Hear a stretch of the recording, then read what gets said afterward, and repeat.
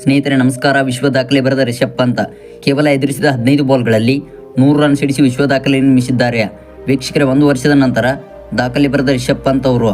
ವೀಕ್ಷಕರೇ, ಅದೇ ರೀತಿ ಇವತ್ತಿನ ಸುದ್ದಿಯನ್ನು ತಿಳಿಯುವುದಕ್ಕಿಂತ ಮುಂಚಿತವಾಗಿ 2ನೇ ಟೆಸ್ಟ್ ಪಂದ್ಯವನ್ನು ಟೀಮ್ ಇಂಡಿಯಾ ತಂಡವು ಗೆದ್ದ ನಂತರ 3ನೇ ಟೆಸ್ಟ್ ಪಂದ್ಯದಲ್ಲೂ ಕೂಡ ಟೀಮ್ ಇಂಡಿಯಾ ತಂಡವು ಗೆದ್ದು ಬೀಗಲಿದೆಯಾ ಅಥವಾ ಇಲ್ವಾ ಎಂಬುದನ್ನು ದಯವಿಟ್ಟು ಕಾಮೆಂಟ್ ಬಾಕ್ಸಲ್ಲಿ ಕಮೆಂಟ್ ಮಾಡಿ ತಿಳಿಸಿ.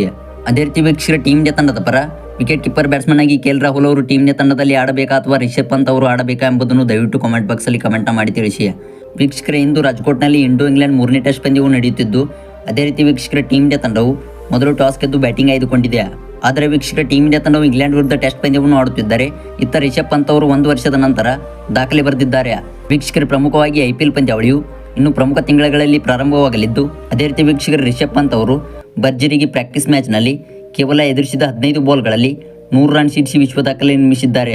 ಹೌದು ವೀಕ್ಷಕರೇ, ರಿಷಬ್ ಪಂತ್ ಅವರ ಅಪಘಾತದ ನಂತರ ರಿಷಬ್ ಪಂತ್ ಅವರು ಇದೀಗ ಪ್ರಾಕ್ಟೀಸ್ ಮ್ಯಾಚ್ನಲ್ಲಿ ಭರ್ಜರಿಗೆ ತಯಾರಿ ನಡೆಸಿದ್ದು, ಅದೇ ರೀತಿ ವೀಕ್ಷಕರೇ, IPLಗೂ ಮುಂಚಿತವಾಗಿ ನೆಟ್ ಪ್ರಾಕ್ಟೀಸ್ನಲ್ಲಿ ಭರ್ಜರಿಗೆ ತಯಾರಿ ನಡೆಸಿದ್ದಾರೆ.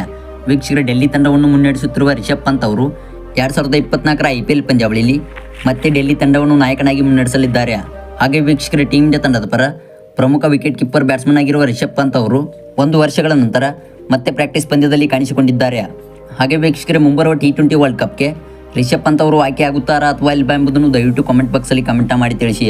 ಅದೇ ರೀತಿ ವೀಕ್ಷಕರೇ, ರಿಷಬ್ ಪಂತ್ ಅವರ ಈ ಶತಕದ ಆಟಕ್ಕೆ ವಿಡಿಯೋಗೊಂದು ಲೈಕ್ನ ಮಾಡೋದ್ರ ಮೂಲಕ ನಿಮ್ಮ ಒಂದು ಅಭಿಮಾನಿತನವನ್ನು ವ್ಯಕ್ತಪಡಿಸಿ.